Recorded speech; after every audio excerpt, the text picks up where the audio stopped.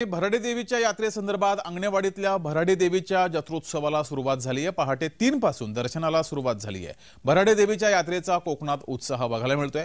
यात्रेनिमित्त मंदिराला आकर्षक सजावट केली गेली आहे। तर ही दृश्य आपण पाहतोय, मंदिराला आकर्षक सजावट केली आहे। पहाटे 3 पासून या मंदिरात भराडी देवीच्या दर्शनासाठी सुरुवात झाली आहे। भाविकांची मोठी गर्दी आहे। भाविकांनी मोठ्या संख्येने या ठिकाणी उपस्थित राहत देवीचं दर्शन घेतलंय।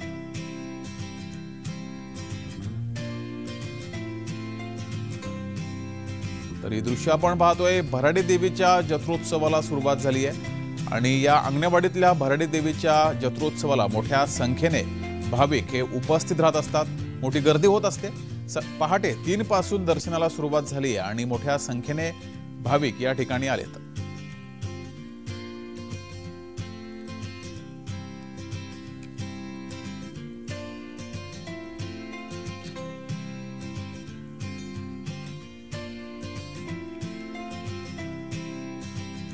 तर या ठिकाणचा आढावा घेतलाय आमचे प्रतिनिधी सुरेश कौलगेकर यांनी। पाहूयात। आई भराडी मातेच्या उत्सवाला सुरुवात झालेली आहे आणि या भराडी मातेच्या चरणी लीन होण्यासाठी माहेरवासिनी असतात विशेष उपस्थिती लावतात।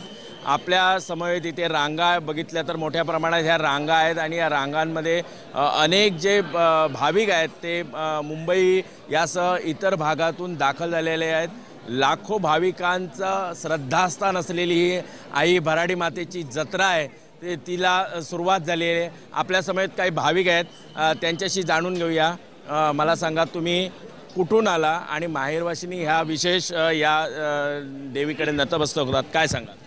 आम्ही मुंबईवरून आलो आहे, दादर लोअर परेलवरून आलो आहोत। आम्ही खास करून भराडी मातेच्या दर्शनाला चाललो आहे, ओटी भरण्यासाठी।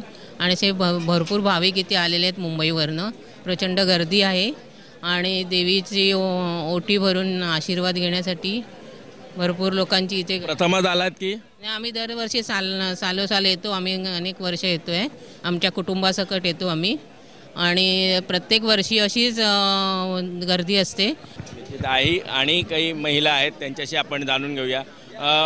वहिनी मला सांगा, कुठून आला तुम्ही आणि आता भराडी मातेचं दर्शन घेताय? आम्ही मुंबईवरून आलो आहोत। आम्ही दरवर्षी येतो आणि यावर्षी आम्ही इथे मसुरातच राहतो, पण माझे मिस्टर दरवर्षीच येतात।